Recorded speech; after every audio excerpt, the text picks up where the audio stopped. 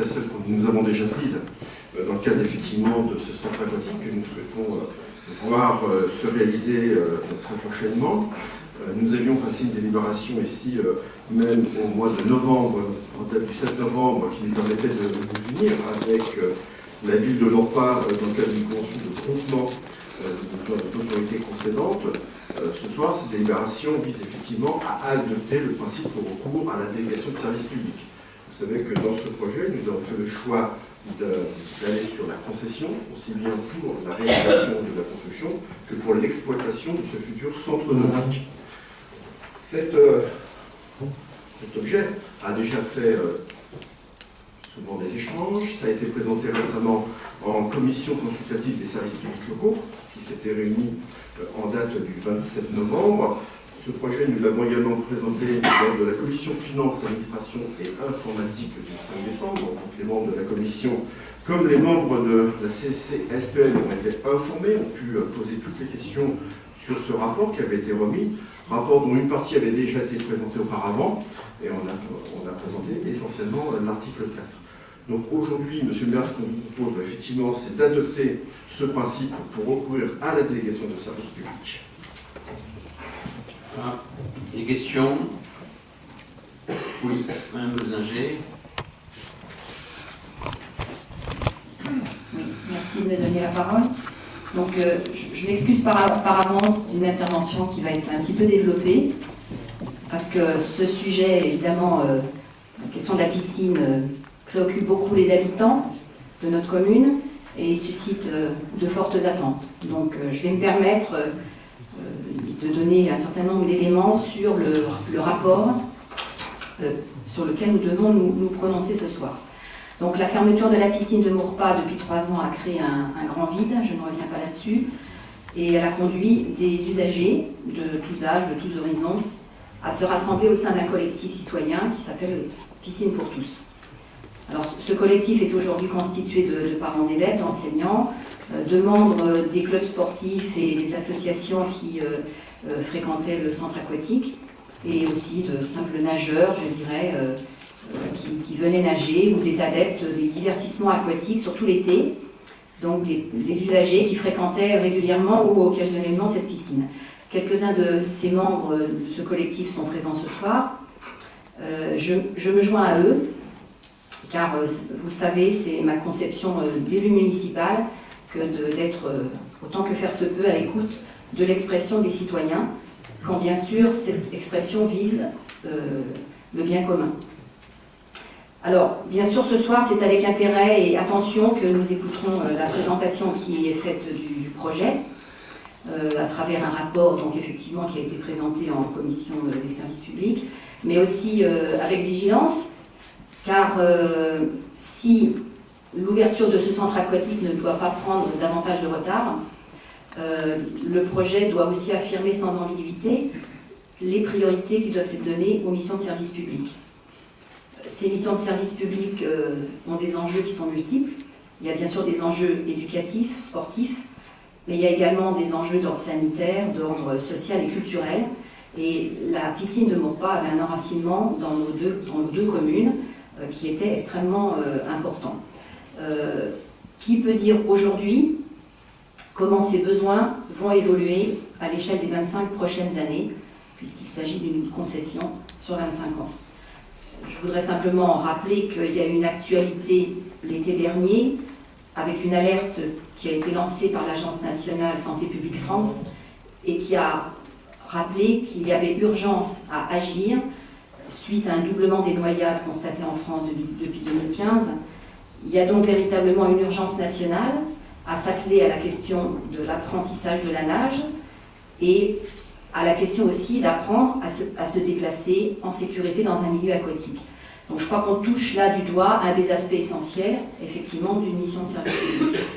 Alors, cette compétence savoir nager, elle s'acquiert au long cours, tout au long de la scolarité, depuis les petites classes de primaire, voire maternelle, jusqu'au baccalauréat, en passant donc par les années collège et lycée.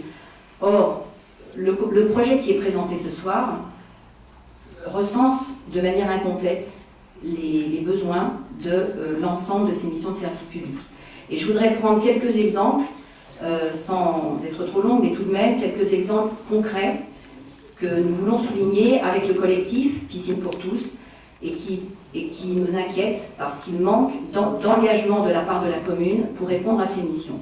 Par exemple, dans le projet, il n'y a actuellement aucune quantification des lignes d'eau et des créneaux d'occupation des bassins qui vont être nécessaires pour les établissements scolaires du premier et du second degré.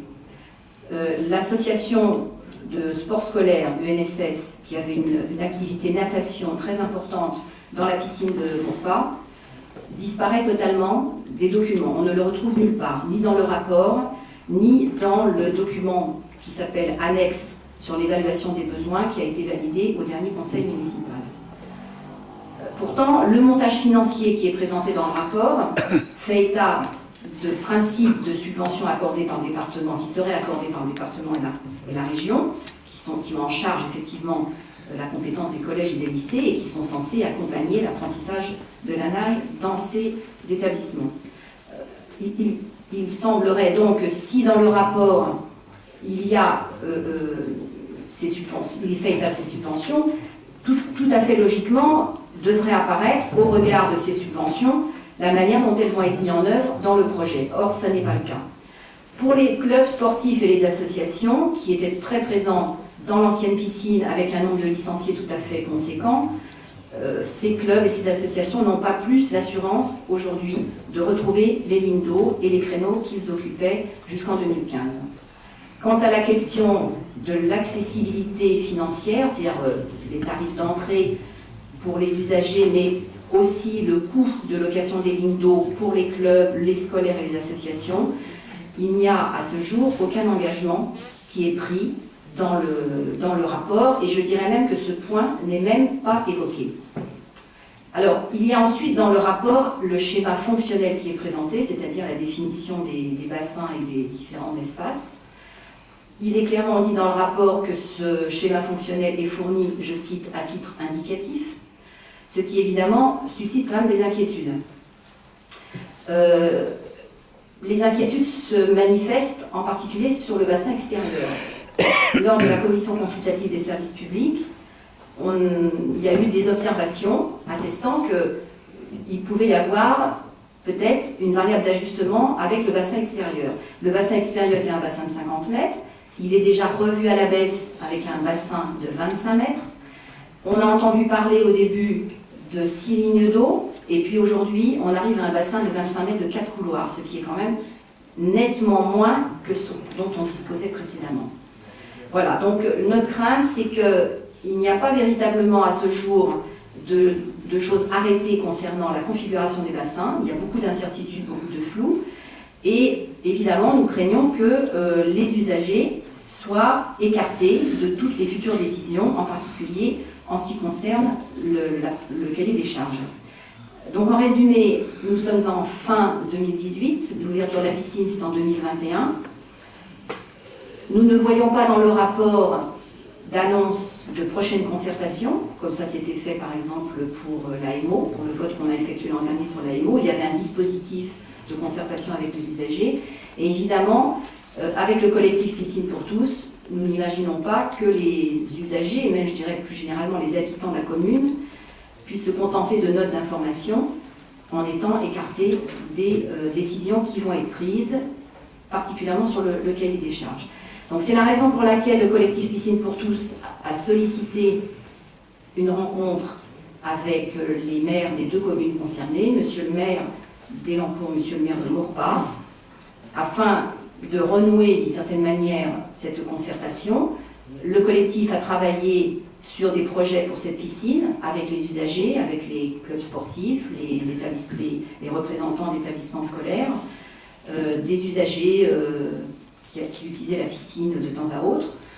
Nous avons une réflexion collective qui a été menée et que nous souhaitons effectivement, dont nous souhaitons débattre avec monsieur le maire. Nous nous félicitons de la réponse positive qui a été donnée hier soir, que vous avez donnée hier soir, monsieur le maire, pour donner votre accord pour rencontrer le collectif. Voilà, donc nous espérons que cette rencontre pourra effectivement se faire avec le maire de Maurepas, comme vous le proposez, parce qu'il y a évidemment pas de problème pour que cette rencontre soit commune, même si nous avions fait 2 demandes différentes. Voilà, nous y voyons une reconnaissance de l'action qui est menée depuis 6 mois par ce collectif qui défend des valeurs de service public, que je pense nous partageons. Et évidemment, nous défendons l'idée que cette piscine, elle doit vraiment être une piscine pour tous. Et nous espérons également que l'ostracisme qui a prévalu ces derniers mois à l'égard du collectif Piscine pour tous, en particulier en refusant que des salles municipales nous permettent de tenir les réunions du collectif, nous espérons que tout cela est derrière nous et qu'il est maintenant possible d'avoir un dialogue avec les usagers qui représentent ce collectif. Je vous remercie.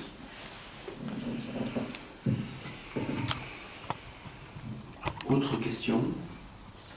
Monsieur Lessot. Je vais être très rapide. Évidemment, nous nous associons pleinement à l'intervention qui vient d'être faite par Maria Bolzinger. Bon, pas d'autres questions?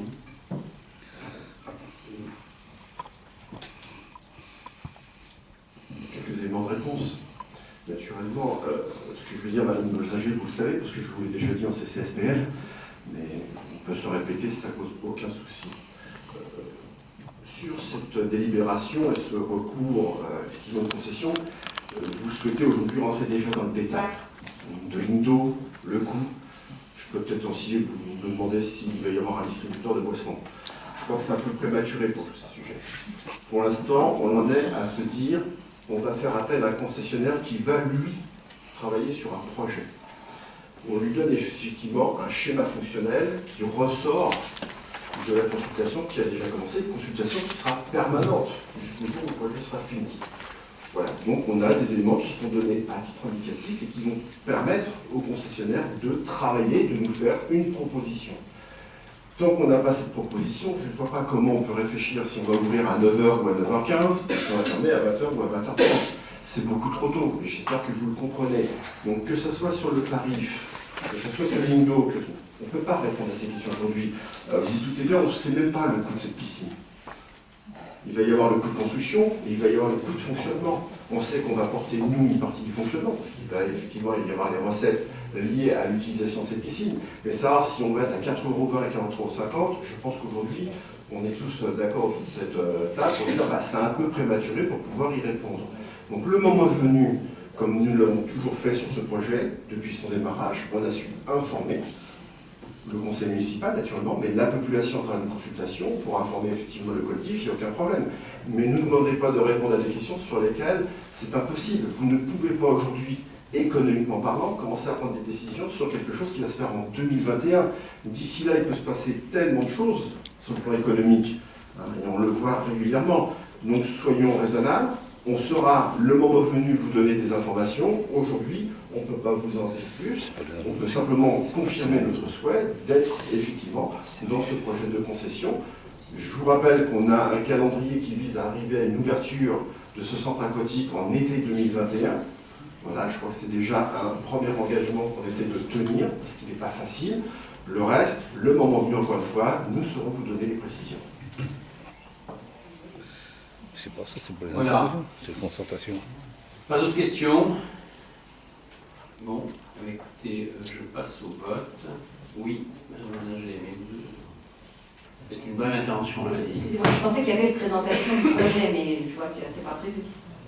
Non, c'était une question. Je pense que vous avez pris connaissance Oui, oui. effectivement du rapport. Avant que vous ayez connaissance sur la provocation, on n'a pas fait de présentation. D'accord. Par contre, on va donc voter. Oui, maintenant. Oui, Donc je voudrais faire une explication de vote.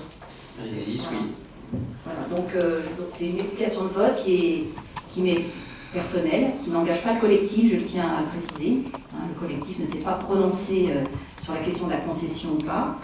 Il est sur un autre registre, donc je tiens à préciser, et je souhaite que ce soit précisé dans le procès verbal, que je vais donc voter contre la délibération en tant qu'élu et non pas en tant que représentant du collectif.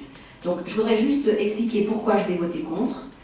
Quand, dans le rapport, il y a toute une partie du document qui établit une comparaison entre les différents modes de gestion. Donc il y a une comparaison qui est faite entre les différents types, régie publique, délégation de services publics, les différents types de délégations, etc. Alors, dans cette comparaison, il apparaît que la question de la régie publique, le choix d'une régie, la gestion en régie publique, l'inconvénient est présenté comme trop de financement public. Hein. Les financements publics sont présentés comme présentant un inconvénient majeur. La concession, au contraire, est présentée comme présentant comme avantage de mettre à l'abri les communes de tout engagement financier et de risques financiers. Or, je suis désolée de constater que dans le rapport que vous nous avez fourni, enfin les éléments complémentaires dont on a disposé ces dernières semaines, cette présentation idyllique est totalement éloignée de la réalité et finalement trompeuse. Parce que dans le montage financier qui est proposé dans la dernière partie du document, finalement, ce qu'on observe, c'est que le concessionnaire est très loin d'apporter l'intégralité des fonds, comme ça nous avait été annoncé, et on observe que finalement, les financements publics, au travers des participations des différentes collectivités territoriales, vont représenter plus de la moitié de l'investissement de cette piscine. Voilà, donc ça c'est la première chose. Donc on constate que finalement, les finances publiques vont contribuer largement au financement de cette piscine, contrairement à ce qui nous a été dit, au motif que la concession, ça ne coûtait rien aux collectivités territoriales. Mais le problème, c'est que ce qui était effectivement indiqué, la perte de maîtrise du projet comme un inconvénient d'un choix de concession, cette perte de maîtrise du projet, elle est bien réelle. Et il me semble que ce qui vient d'être dit par M. Thierry Michel le confirme. C'est-à-dire qu'aujourd'hui, on va vers un projet dont on ne sait pas combien ça va coûter, dont on ne sait pas exactement quelle sera la configuration des bassins, et dont on ne sait pas exactement s'il répondra aux besoins des scolaires et des clubs. Voilà, donc je pense que c'est la démonstration qu'un système de concession, qui plus est sur 25 ans, avec une incapacité aujourd'hui de se projeter sur la moindre vision prospective des besoins, je pense que c'est la démonstration qu'une concession pour une piscine, ce n'est pas la bonne solution. Et je pense que par ailleurs, il y a une absence totale de perspective sur ce que ça va coûter aux contribuables. Et donc je voterai contre la concession pour cette piscine. Monsieur Bessot, oui. C'est par rapport à la délibération du mois dernier. J'avais indiqué, j'étais arrivé en retard, que nous serions partis par au vote. Par rapport à cette délibération, nous allons voter contre. Les arguments sont identiques à ceux des par Maria. En insistant bien que la délibération de ce soir, ce n'est pas un vote contre la piscine, hein, c'est bien sur le choix de la délégation de service public. Je tiens à le dire parce que lors de la toute première délibération au printemps, on m'avait reproché d'être contre la piscine, donc je tiens à ce que les choses soient claires. Ce n'est pas être contre la piscine, d'être contre la délégation au secteur privé. Et puisque vous avez municipalisé l'école de musique, soyez cohérents jusqu'au bout, gardez le service public aussi pour la piscine. Mais monsieur Bessot, il y a un dossier dont on parle beaucoup aujourd'hui à Paris, qui ne concerne peut-être pas directement, mais parce que je crois que ça concerne tous les secteurs, le sport, la culture, la justice. Le nouveau tribunal de justice coûte près de 3 milliards, je crois, si je ne me trompe pas. C'est bien un PPP. Oui. C'est cela. Je sais qu'il l'a fait, je suis très à l'aise sur le sujet, je me suis, à titre professionnel, tout le temps opposé au choix qui a été fait par un gouvernement qui comptait parmi des personnes dont je suis proche politiquement. Mais c'est pas parce qu'on peut être proche politiquement de certaines personnes qui prennent des décisions imbéciles qu'on va suivre tête baissée. Sur ce sujet-là, proprement dit, nous avions avec d'autres qui ne sont pas politiquement proches, des avocats du barreau de Paris, qui sont plutôt dans la mouvance politique que vous représentez, avec qui nous nous sommes trouvés d'accord, nous sommes tombés d'accord pour dénoncer ce projet, puisque nous avions l'expérience, il y a déjà eu le débat, du coup pour les finances publiques, de la privatisation du secteur pénitentiaire, délégation au service public. Voilà, c'est juste, je suis très à l'aise sur le sujet, très très à l'aise. Vous savez comment on surnomme 4000 et quelques personnes qui fréquentent ce grand bâtiment en bordure du périphérique. Le lieu, ça s'appelle plus le Palais de Justice. Tout le monde l'appelle le Branquignol. C'est joli. C'est original. Et il y en a. Non, non, mais c'est tout. Alors en plus, je sais qu'il y avait tout un débat, j'ai entendu dire que bon, on reprochait à des entreprises françaises, toujours les mêmes, alors fournissement les PPP, il faut être costaud, parce qu'il faut tenir quand même sur la longueur. On citait toujours Vinci, qui a attribué des marchés, on citait Eiffage, Bouygues aussi, c'était les trois gros éléments français qui remportaient souvent ces gros marchés. Enfin, ça doit être depuis, depuis 88, je crois, hein, les PPP, c'est pas, bon, il y a eu plusieurs stades d'élaboration, mais... Et en fait, là, ce marché est attribué par Bouygues, d'ailleurs, je crois, c'est Bouygues qui a obtenu le marché, c'est ça, je ne trompe pas. Bon, voilà, vous savez, c'est un débat... Le problème, c'est que si l'État avait aujourd'hui les moyens de se payer ses équipements, il n'y avait pas un déficit de près de 100 milliards, c'est sûr qu'il... Ça coûte plus cher. Ça nous coûte plus cher. C'est ce qui s'est... Non mais je l'ai entendu aussi, Non, mais simplement, Monsieur Bessot, vous savez que cette piscine, moi je ne défends pas un modèle économique plutôt qu'un autre. Hein. A priori, il y a des experts qui regardent, qui essayent de trouver le nécessaire. Je vous rappelle que s'il y avait eu un PPP, je ne défends pas, vous savez ce que je pense du PPP qui a été fait sur le Vélodrome. Bon. Mais s'il y avait un PPP qui avait été fait sur la piscine, alors c'est vrai que c'est plus cher, mais quand c'est plus cher, pourquoi aussi? Parce que vous avez des obligations, je vous le rappelle à tous ici, vous avez des obligations d'entretien. Ce qui fait qu'en fait, c'est toujours tenu presque à l'état neuf, je veux dire presque à l'état neuf. Bon. Donc il est évident qu'on aurait eu un PPP maintenant, je ne suis pas un expert non plus, sur cette piscine, il y aurait eu des obligations d'entretien qui auraient été faites et on ne se trouverait pas, depuis 3 ans, tous, avec nos enfants qui ne peuvent pas à la piscine, qui sont obligés d'être envoyés sur Saint-Cyr ou sur la piscine de Voisin-Montigny. Bon. Bien sûr que on vit tous un malheur, hein, personne ne se félicite de ça. Maintenant, c'est facile, mais il faudrait quand même que ça fait 3 ans que ça dure, vous avez vu les retards qu'il y a. Bon voilà, je crois que là, il y a à peu près une entente, mais voilà, personne n'a trouvé le modèle miraculeux. Mais l'avantage, c'est qu'en même temps, moi ce que je sais, je ne suis pas un expert, hein, bon, mais c'est que l'important c'est quand on prend comme ça une option, on souhaite que ça arrive dans les délais. Or je crois que 80% des PPP, en tout cas, là on est dans une délégation de service public, bon c'est un peu plus compliqué, mais bon bref, il y a 80% des PPP qui respectent les délais. Or vous avez vu le nombre de chantiers qu'on lance, on sent qu'ils ne respectent pas leurs délais. Alors bon, deuxièmement, je crois que 90% respectent les engagements de coût. C'est quand même pas mal, c'est pas mal. Parce que dites-moi, les projets où on découvre que ça peut coûter une modification de 30%, 50%, voire ça peut doubler. Vous connaissez ces dossiers aussi. Donc voilà, nous on n'est pas partisans de tel ou de tel, ou de...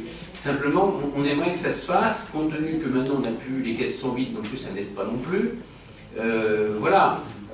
Maintenant, écoutez, voilà, on n'est pas tombé amoureux ce soir, ni personne, ni mort pas est tombé amoureux d'un seul modèle, mais il nous semble que c'est celui qui, en tout cas, répond le plus d'abord à être rapide, à respecter un minimum d'engagement de délai et de maîtrise de coût. Maintenant, si vous me dites que c'est coûteux, oui, M. Bessot, je m'en étais aperçu, rassurez-vous. Et franchement, on s'en serait bien passé, ce dossier. Hein. Bon. Voilà. J'ai pas d'autres questions, donc je vous propose de passer au vote. Donc ceux qui sont pour, lèvent la main. Ceux qui sont contre, très bien. Voilà. C'est bon d'être contre, Tristan. Véronique, c'est bon. Bon, alors, et je confirme bien sûr à nos amis bien sûr, le rendez-vous. Alors, après, Madame Ghislaine Massé-Baudoui, règlement de fonctionnement des établissements d'accueil du jeune enfant. Merci, Monsieur le maire. Bon, c'est une délibération comme nous en avons chaque année à cette période de l'année, puisque nous mettons toujours effectivement des mises à jour